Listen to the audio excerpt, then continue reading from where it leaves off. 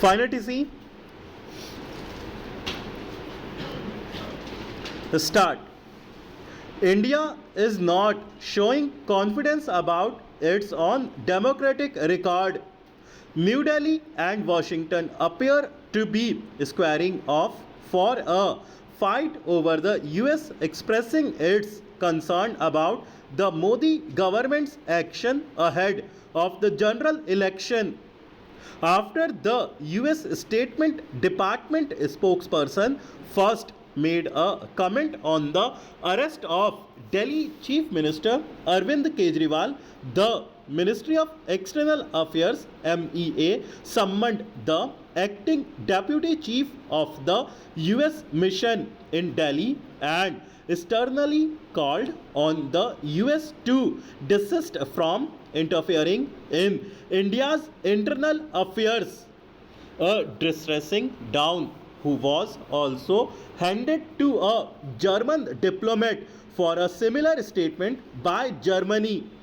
However, while the German government appeared to tone down its remarks subsequently, the US administration seems to have doubled down, repeating statement on the need for fair, transparent, timely legal processes and adding the freezing of the Congress party's accounts during the election campaign amongst its concern, promoting yet another rebuke.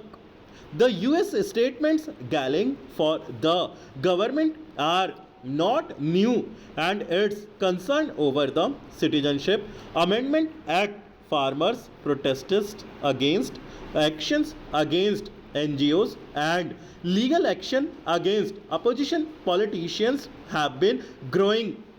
The Modi government may wish to introspect about whether any of these interventions are valid concerns, and it may be of significance to prove whether this brinkmanship is a symptom of a larger problem in the India US relationship.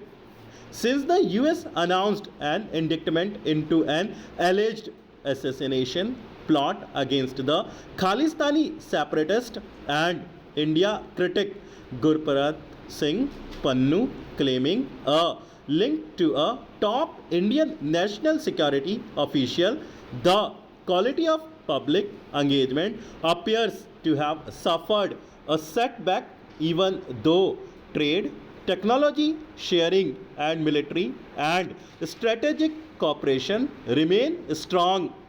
The decision by US President Joe Biden to decline India's invitation as Republic Day chief guest and to attend the Quad summit and the cancellation of US NSA Jake Sullivan's visit, even as the post of Indian ambassador to Washington lies vacant, merit close examination.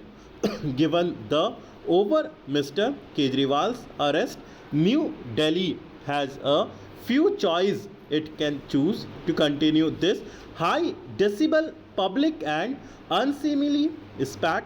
It can pay the US back in the same coin by committing on its internal developments, or it can refuse to be provoked. The last option may seem the latest attractive to this government, which has made a habit of public diplomacy, but in fact would come from a place of strength and security. Global leadership of the kind that India aspires to require broad shoulders and a thick skin when it comes to criticism, along with a quiet confidence that its democratic record should speak for itself. Stop.